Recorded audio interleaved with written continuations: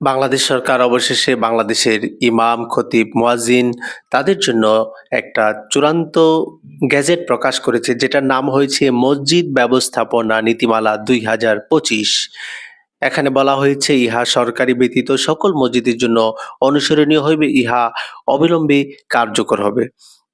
বাংলাদেশের সকল মসজিদ কিভাবে পরিচালিত হবে এবং কিভাবে তাদেরকে বেতন দেওয়া হবে, কিভাবে তাদের ছুটি ছাটা ভোগ করবেন, সবকিছু একটা নীতিমালার আওতাধীন নিয়ে আসা হয়েছে এই নীতিমালার মধ্যে। সরকার ১৯ তারিখ জানুয়ারি মাসের ১৯ তারিখ ২০২৬ সালে এই গেজেট প্রকাশ করেছেন। এর মাধ্যমে দেশের সকল ইমাম, মুয়াজ্জিন, খতিব তাদের অধিকার সংরক্ষণ করার চেষ্টা করা হয়েছে। এখানে স্পষ্ট বলা আছে ইমাম যে ২০ দিন নৈমিত্তিক ছুটি বুক করতে পারবে, বিভিন্ন ছুটি ছাটা, সরকারি ছুটি ছাটার মতো ছুটি বুক করতে পারবে এবং অন্যান্য সুযোগ সুবিধা তারা বুক করতে পারবে। তাদের যে ঈদ বোনাস এগুলোর কথা সেখানে বলা আছে।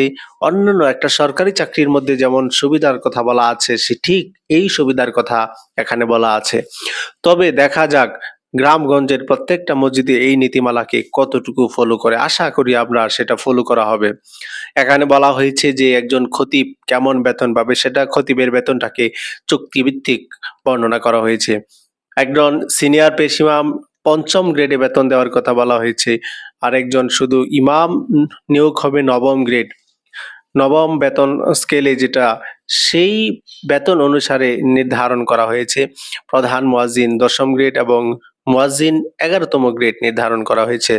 প্রধান খাদিম ১৫তম এবং শুধু খাদিম ১৬তম এবং নিরাপত্তা প্রহরী ২০তম গ্রেড এবং পরিচ্ছন্নতা কর্মীর জন্য ২০তম গ্রেড নির্ধারণ করা হয়েছে। এই নীতিমালা যদি মসজিদ ব্যবস্থাপনার নীতিমালা আমরা সবাই যদি সুন্দরভাবে ফলো করে সারা দেশের মধ্যে, তাহলে ইমাম, মুয়াজ্জিন, খাদিম তাদের অধিকার সংরক্ষিত হবে, তাদের সামাজিক স্ট্যাটাস যেটা সেটা রক্ষা হবে আশা করা যায়। এজন্য এই স্বাধীনতার পর থেকে এই ৫৫ বছরে, স্বাধীনতার এই ৫৫ বছরে বাংলাদেশে মসজিদ ব্যবস্থাপনা কোনো নীতিমালা তৈরি হয়নি। ২০০৬ সালে একটি নীতিমালা তৈরি হয়েছিল, কিন্তু সেই নীতিমালাটাও কার্যকর হয়নি। সেই ২০০৬ সালের সেই নীতিমালাকে সংশোধন করে এবার আমাদের অন্তর্বর্তী সরকার মসজিদ ব্যবস্থাপনা নীতিমালা ২০২৫ সেটা প্রকাশ করেছে। মানুষের কণ্ঠ।